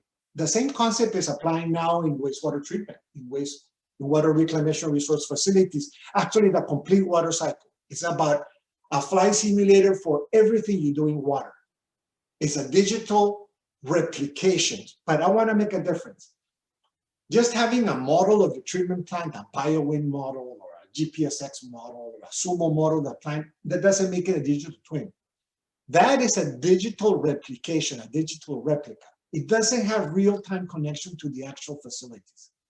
A digital twin is a replica that has connection with real data between the actual facility. To give you an example of one of those, we're doing one of those for Singapore, that plant that I showed in the beginning for the Changi water reclamation plant, which actually produces drinking water. And you can go and actually drink the effluent. It's really cool. We're producing, we're creating for them a digital twin. And let me show you see the screen. This is the complexity of the model. I'm just gonna let it run. So this is the model that is replicating. And to that, we're adding connectivity to the actual digital twin. So it feeds from real data that actually is happening at the plant. So the plant can see real data, that data can calibrate sensors. They don't have to put sensors in every basin, a $20,000 nitrogen probe in every basin, because the model will tell them, nah, actually, you should be getting, based on that primary effluent, you should be getting this level of ammonia in your effluent. So you're saving money there. They're doing weather forecasting. It's similar to weather forecasting. They can look at the trends, and through machine learning, the system will tell you, guys, if you're running the plant the way you are right now, you're gonna miss your effluent next week. So they have to look back and go, whoa, what are we doing wrong? Helping train staff, keep, their senior operators are leaving, like it happens all over the world. We see the gray diaspora, people that are retiring with all their knowledge. Now these digital twins can incorporate that knowledge and keep it within the utility. And the last topic I want to mention is this trend, and I think, personally, I think it's a very important trend that we're addressing the industry. And there's now we are, as the wastewater sector, we see more and more utilities employing very cool strategies to address social inequalities that were prevalent in our sector. There's no coincidence that, or fairly common to see that the wastewater plant was located not necessarily in the best part of town, right? That the pay scale of wastewater operators were never the highest one in the city utilities. There was a lot of inequality and still persists, and we're seeing that. We're seeing development of equitable policies to address equality as one of the core aspects of a utility. We see utilities instituting procurement and water equity programs to address it in a very proactive way. We're targeting disparities to produce more equitable outcomes, and we're encouraging community engagements and workforce development to help the communities that where we have these facilities actually produce the workers that and train them to go back into working at those treatment facilities on the sewer collection systems they serve. Another trend that we're seeing is the wastewater solution, a conveyance system, a treatment facility should be considered a net asset to the community, not something to hate, to be not an envy thing, not a thing you tolerate, but rather a thing you embrace and you want. Here's 3 examples, projects that we're doing right now. In Pittsburgh, the Alcazan, it's a big combined sewer overflow consent decree program with a big tunnel system, require drilling shafts for the tunneling machines to go in and develop this tunnel. Huge shafts that we're gonna be left as an empty space in the middle of the city with a big fence saying, do not trespass, danger. So we're converting all that, and those spaces, precious spaces within the community, we're redeveloping them. They're gonna become food courts, they're gonna become malls or community positive assets. What's happening on San Francisco, the Oceanside plant that we designed, it's within the zoo. The zoo is above, you really don't understand where is the zoo, where is the treatment facility. Or the Marine Park in Vancouver, Washington, where it's a community center. It has wetlands. It helped promote riverfront property values. So we're seeing again this transformation of what we do into something positive for that community. So I'm not sure, Zach, if we have time for questions or comments or things that have come in from the chat, but if we have time, we'll love to entertain that. I think we've got time for a quick question or two if anybody's got one.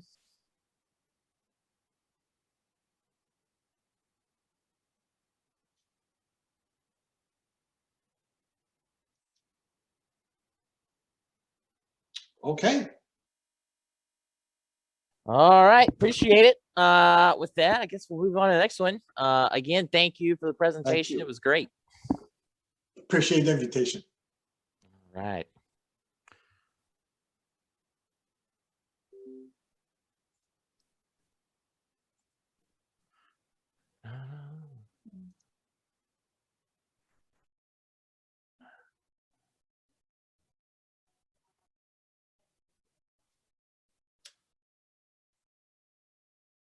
Excellent. We'll take a quick little break. Next guy up is Mike Goen. I think I saw you in the lobby. Are you around and ready to go? I am here. Cool. Let's get your screen set up. You want to go ahead and try to share your screen? Okay, let's see here.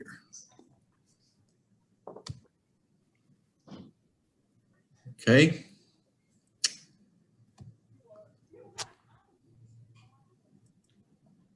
Excellent. I can see it.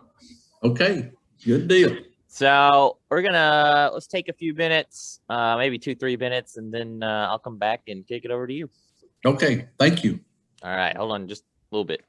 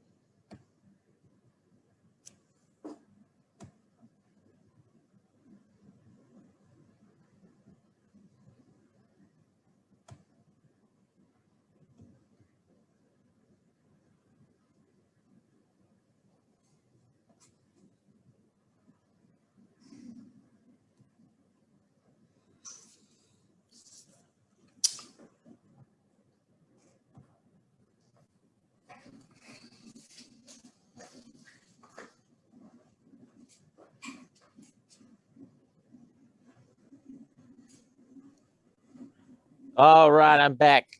If you don't mind, Mayo, I'm going to transfer over the hosting duties back to you. Wink, wink. I do mind, but I guess I'll do it. So, no, you're good. Okay, yeah, thanks again, Mike.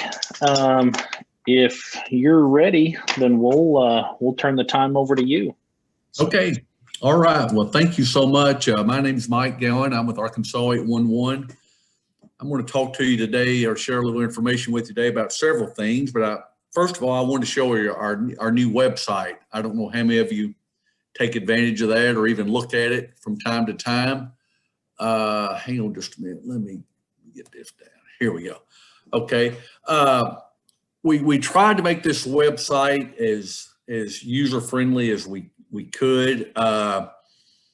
I'm not very good on computers and probably never will be. So when we were developing this website, I said, hey, look, we need to make this website where Mike Gowen can use it. And I think we got there. And I just kind of wanted to run through it, a few of the things just to kind of share a little information with you about it. Now we've got you can go to ticket search. I'm just going to hit a few things just to kind of show you how it works. You can go to ticket search and you can actually go in here. I'm just going to plug in a ticket. Randomly today is the 13th, I guess, maybe the 14th. I don't know. We'll say the 13th-0023. And you can go in there and it actually pulls the ticket up. You can see here that it is a homeowner in Cabot, Arkansas. Gives you all the information. And then down here on the bottom, it actually shows you what utility companies have been notified. We have, right now, we are initiating, it's been in play of about 6 months, about electronic positive response.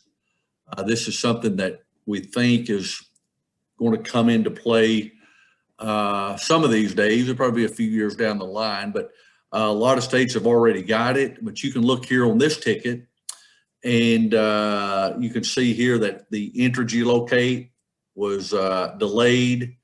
The Suddenlink locate was delayed, and the CenterPoint, CenturyLink, and Windstream, they haven't made it out there to the job site, which it was just called in on yesterday. So that's a pretty good deal. But if you got the ticket number, you can actually go in and look at any ticket that you got to kind of give you a status of where everything is at. Right now, I think we've got about 250 utility companies that are using it. There's about 1,015 utility companies across the state, so you can see that not everyone is taking advantage of it. Again, it is on a volunteer basis right now, so it's really truly a pretty good deal. So again, just go to ticket search, plug your ticket in, and you can look at the ticket and things like that. We also wanted to make it easy for anybody that wanted to do any type of digging. I'll click here on the homeowners. You can click on the homeowners and you can go through the process of, you got to register and things like that. And it kind of gives you a little overview of how it works and things like that. So we wanted to make it just as easily as we can so that there would be no problems or anything like that. One thing that's on here that we thought that was really important, I'm trying to see here, I don't see it here right now, but it's a place on there where it's just frequently asked questions, where you can go on there, if maybe it right there. But you can look on here and especially the homeowners. I know most of you could answer all these questions. You're familiar with them and things like that. But a lot of the homeowners don't realize how the system works, really what it's all about or anything. And the first question here is, does it cost anything to notify Arkansas 811? Well, we all know for the excavator or whoever it might be, it doesn't cost anything for that service. Do the utility companies charge to locate their lines? No. That's part of the deal. They want that notification so that when you get that ticket or somebody in your organization gets that ticket, you can go out there and locate the facilities themselves. Does Arkansas 811 locate utility lines? Well, we get calls all the time and they will say something like this, well, your guys said this or your guys said that, and we have to tell them that we don't locate anything. 811 is strictly a dispatch or notification center for underground utilities, things like that. We're not going to go over all these or anything like that, but there's a lot of good. We tried to think of every question we could that we get asked a lot. And here's something here. I'm not going to dig very deep. So do I still need to have to notify Arkansas 811? Well, the answer is yes. So those are some things that you can go on here and find, and we hope it's going to be beneficial to you. There's 3 ways that you can notify Arkansas 811 now. One, naturally, is the phone. Second, you go on the online here, and you can actually do a internet ticket. You can plug all your information in and send it in to us. And keep in mind, they've got 4 hours to get that ticket out to you. So you plug all your information in, give them a little time, and they should send you a ticket number back and things like that. About 32 to 35% of our tickets now are internet tickets. Probably 2% are through the Arkansas 811 app. The app is also free. It's a pretty good tool. Keep in mind, if you're using the app, it does have GPS capabilities on it. So if you had a water leak or something, you'd need to make sure that you're sitting still when you use that app to give us the correct coordinates and things like that. So that works out pretty well, but only about 2% of the folks are using that right now. We think, or we're hoping that as time goes on, as the younger people get into the industry and things like that, that's going to change. We see all the time that it seems like people really don't want to talk to one another anymore. They're always texting, or probably more texting than calling anymore. So we're trying to somewhat encourage people to talk, to communicate and things like that, which I'm as bad as anyone about the texting, so I don't have a lot of room to talk about that. But a couple of weeks ago, we ran some numbers just to kind of see where all the tickets were coming from, you know, who was calling on me, what kind of work they were doing and things like that. And what we found was kind of interesting, that about 7% of all of our tickets that are called in a couple of weeks ago, and it's kind of a trend, but it was people installing fences. And I thought, wow, I didn't realize that. 5% were burying fiber drops, 5% burying telephone drops, 5% landscaping, 4% water services, 4% fiber optic cable. And this is the big one right here. 16% of the calls were homeowners. And so I guess a lot of it contributes to a lot of people are working from home now. They're putting up fences, they're building onto their deck, they're putting in pools, or I'm not sure what all they're doing, but there's just a lot of tickets coming from the homeowners right now all across the state.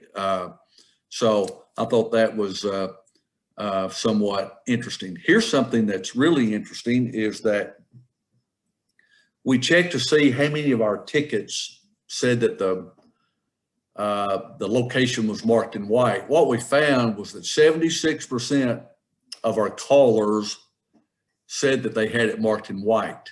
Now, I don't know if that's accurate or not. All I can go by is what they told us. So I know that a lot of times you get these tickets and they say they're marked in white, and you get out there and there's no white paint at all. So I thought that was kind of interesting. I really wasn't expecting what number that would be, but anyway, 76% said that they were marked in white.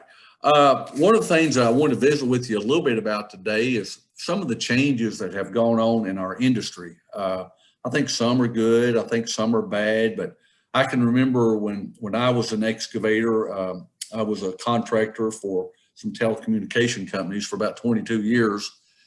And I can remember calling 811 to get locates done. And at that time, we'd give range, township, and section. And they would plot it out and get you as close as they could. And then they would notify the utilities in that area. And sometimes they would over notify and things like that. And now the mapping and the technology is so good that we can actually nearly pinpoint exactly where you're working and things like that, especially if you give us coordinates or GPS readings and things like that. So the mapping has got a lot better. It makes it easier to notify the correct utility companies. It makes it easier to be we feel like it's part of the damage prevention process, because 811 is strictly about the damage prevention and also public safety more so than anything. So those are one of the changes. One of the things that I see a lot is we're seeing more and more folks using vac machines. I can remember when years ago that you either took hopefully we used a shovel to expose the lines or things like that, or some type of hand tool. And now you're seeing more and more excavators, utility companies, they've got vac machines and things like that. Most utility companies will okay a vac machine.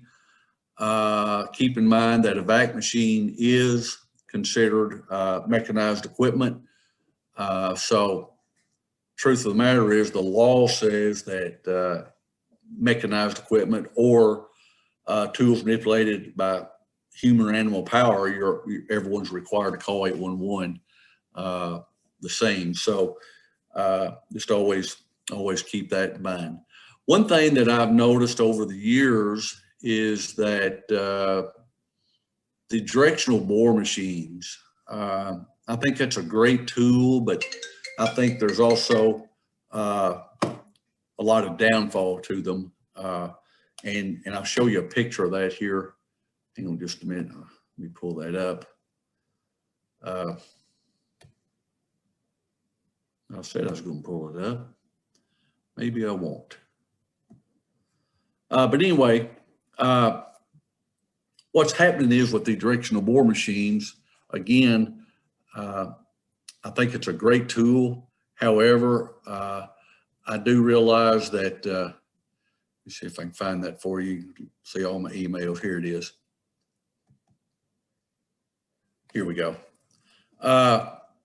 This was down in Little Rock, and there was a telecommunication company burying a fiber. They were boring it in. You can see here that this is the conduit that they put in, and then they run the fiber through the conduit. What they did, this was under a driveway, a concrete driveway, and naturally they didn't feel the need to expose it. And so, it would probably took them a half a day to expose it, cut the concrete out, look at it, where they know what they were doing. Well, they chose not to do that. And as you can see here, they did hit the line. It took them 2 or 3 months before it showed up. And they had to hire a plumber to come in, take care of it. I was talking to the plumber down there last week, I believe it was. And I just asked him, I said, well, what kind of cost are we looking at here? And he said, well, probably when I get through here, it'd probably be around $5,000. Put this thing back together, pour the concrete back and stuff like that. And, really and truly, that stuff like this could be prevented a lot of times. And I'm not throwing stones at no one, because I took shortcuts too sometimes. But, this cost someone quite a bit of money that it could have been prevented had they just took the time, exposed the line and things like this. What we're seeing also, a lot of the excavators don't realize that the wastewater companies don't locate service lines. They come out, they locate the main lines that belongs to them, but the service lines belong to the customer. And a lot of the excavators, they get out there, they see all the markings, they think they're good to go, but they don't realize that everything hasn't been marked. And we're seeing wastewater damages a lot due to the directional bore rigs where they're not exposing the lines and things like that. So I'm sure some of you have probably experienced some of that stuff as well. Right now, we're taking roughly about 2,200 to 2,500 tickets every Monday. You've probably noticed that some of the utility lines are, you get out there and sometimes they're not being marked. There are 3 contract contract locating companies in the state of Arkansas right now. They are GoPro that locates strictly for AT&T. We've got RCUP that locates for some of the, or most of all the electric co-ops, Entergy, Windstream, some other telecommunication companies. And then there's a brand new one, and I'm not sure that y'all would probably be familiar with this group. They're in Central Arkansas. They locate for CenterPoint Energy. They locate strictly for Vanguard, or Vanguard locates strictly for CenterPoint Energy. So they're brand new. They were here, they got here February the 1st. And so the umbrella of the locating companies have somewhat changed, where we can all remember years ago when RCUP was probably the only locating company in the state. And now we've got 3 in the state. So it does cause a little confusion sometimes when people don't realize that. A lot of folks, especially homeowners, they think, well, one of these companies come out, or the local water company come out, and they got marks on the ground and they think everything's marked, which we know that that's not true. Typically, when someone calls 811, we notify on an average about 5 utilities every time someone notifies us. Where I live, there might be only 2 or 3 utilities notified, but in maybe Rogers, Fayetteville, Little Rock, Jonesboro, places like that, you know, there could be 10 or 12 utilities on one locate request. So there's lots of things that are changing. Our ticket loads, as you probably all know, have just been out the roof this year, even through the whole pandemic. The work outside never did stop at all. We had to start doing things different. Not sure about y'all, but I'm ready for the pandemic to be over. It's been tough for everyone. We've all had to alter some of the things that we're doing and things like that. And just like this training session and things like that, you know, under a normal year, you know, we'd be all meeting face to face. And I don't know what y'all think about it, but these training sessions like this are good, but nothing will ever take the place of face to face meetings and contacts and things like that. But we are seeing a lot of folks struggling on getting the locates done in a timely manner, just because a lot of it is because of the ticket load. There's just so many people calling in now, and which we're happy about that. We appreciate that, and that needs to happen. So hopefully all these companies that are struggling, they're working on it and trying to get better and trying to figure out ways that they can accommodate the excavators. What we're also seeing is a lot of the excavators, you know, there's a lot of fiber going in everywhere, all across the state. We're seeing a lot of the excavators, not necessarily in those groups, but, you know, they don't mark the jobs in white. They don't give good directions and things like that. And we strongly feel that when that excavator calls that ticket in, if he'll mark his job in white, give good directions, leave a good callback number on that ticket, the process works very smooth. Excuse me, if that happens. But we're seeing so many that don't do that. Another issue that we're seeing is a lot of folks are called in false emergencies.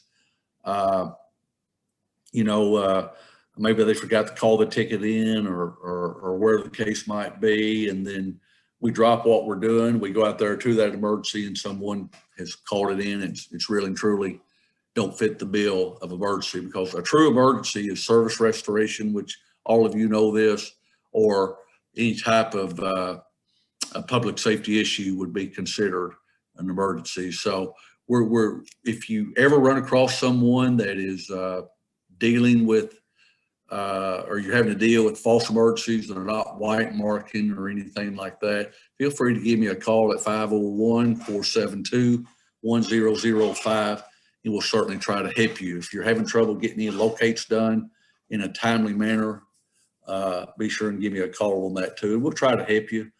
And a lot of times it's just one of the issues that we see a lot is just lack of communication and things like that. If they can't get to your ticket within that 2 working days, they should be giving you a call, letting you know what's going on.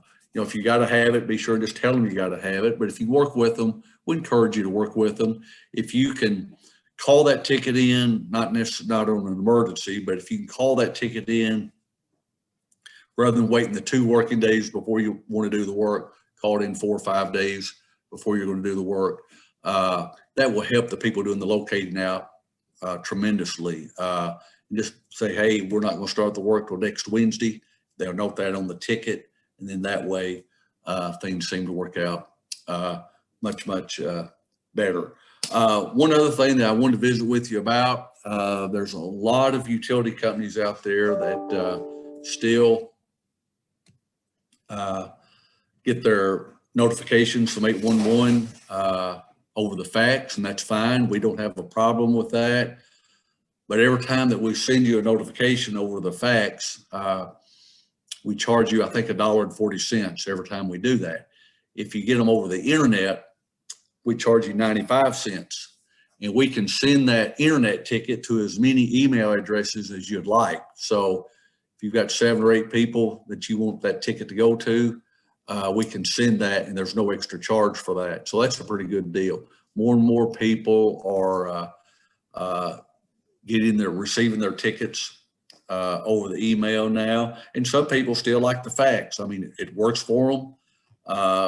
And we're certainly not after them or anything like that. If that's what they want to do, that's fine. I was talking to a group the other day and they said, man, I told them just the same thing I told you. And they said, you know, it'd be a little cheaper on you. And they said, well, we like the system the way it is. Old Joe over here, he gets the tickets and he can look at it and we give them to him in the morning, comes back by the office at noon, picks up some more. And so it works for them. But I said, well, if it works for you, that's good. So like I said, we're not trying to tell anyone they have to change. If the fax machine works for you, that's great. But you can save 40, 45 cents a ticket by doing that, by switching over to the internet.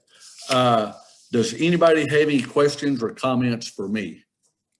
Any at all?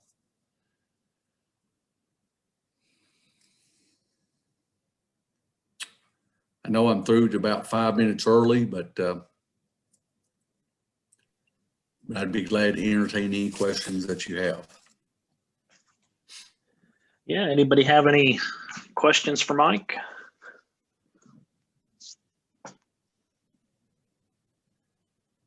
But I would emphasize if they're putting fiber in your area, they're using directional bore machines, pay attention to the wastewater service lines. I know that some of you do both, but that is becoming a pretty significant problem in the industry. So, and it's typically not a cheap fix because in this case, the picture you're seeing now, the homeowner 2 or 3 months later started having sewer problems. So naturally they're going to call the plumber. The plumber comes out, he don't know what's going on. So he starts checking, looking and finding, and this is what he found here. And so he repaired it. So, you know, somebody's going to have to ante up around $5 grand for this repair when had it been, if everybody would have done the right thing, you know, there wouldn't have probably been any cost to anyone other than the excavator trying to expose it. But I'm going to say that probably in this case, the excavator is probably going to pay for that anyway. So he's looking at probably $500 to expose it versus $5,000 to pay for the repair. So there's a lot that goes on out there. We encourage you that if you see someone out there digging, you don't see any markings on the ground, just give us a call. Say, hey, this is old Zach from up here in Northwest Arkansas. Just wanted to let you know that there's a crew out here on 45th and Smith Street. They're boring. There's no markings on the ground. And what we're going to do is, and you're not responsible for anything, what we're going to do is we're going to notify the utilities in that area to let them know that someone's out there digging around their facility, so that hopefully they can get out there and get everything marked up so that there's not any damages or anything like that. But more so than anything, that no one gets hurt working around some of these utility lines. Just keep in mind that depth is not addressed in the law. We get this question about every meeting we go to. Well, why don't the utility companies keep their lines down at a certain depth? Well, the reason they don't is because it was nearly impossible to do that. A lot of these lines have been in the ground 40, 50 years, maybe 60, maybe even longer. And there's been a lot of rain come, a lot of excavation going on, a lot of farming activities going on and things like that. And there's just really no way that the utility companies can keep their lines at a depth that they would like for them to be. We tell people all the time that,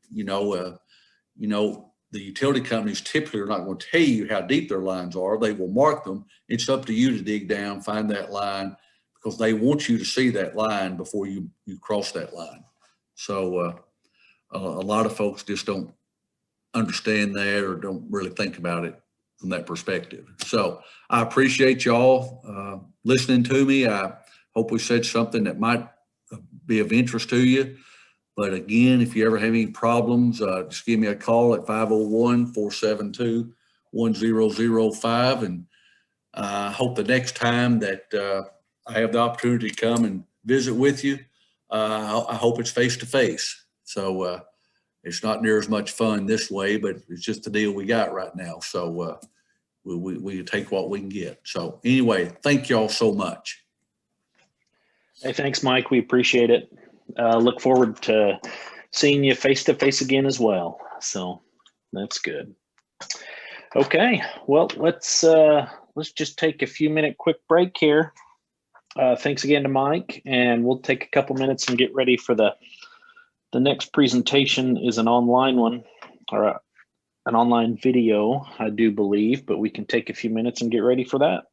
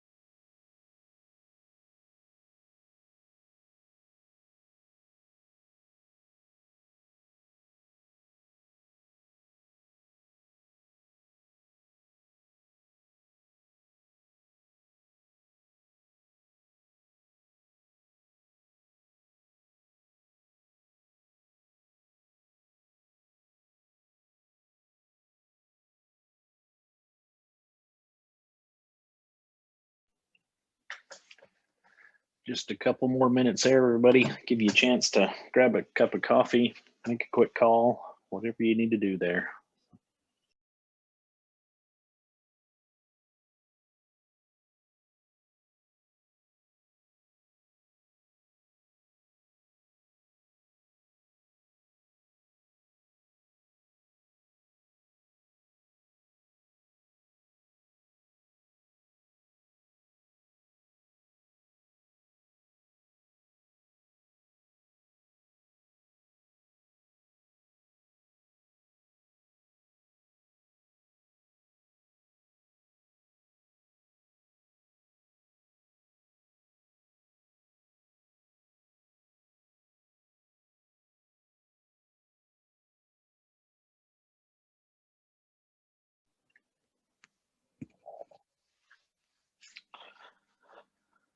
All right, Zach, I think we're good if you are. So,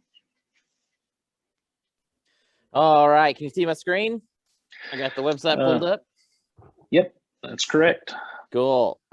Before I show the video, I just thought I'd take a moment to show everyone how to get credit, at least have Northwest District track your hours. If you go to our website, I know this isn't emails, but if you go to our website and you go to the training section, we've got a form for the virtual training called Virtual Training Log 2021.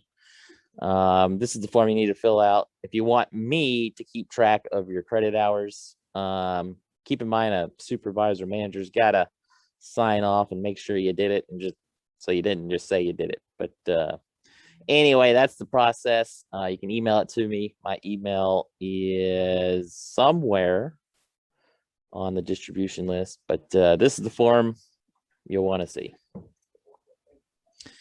All right.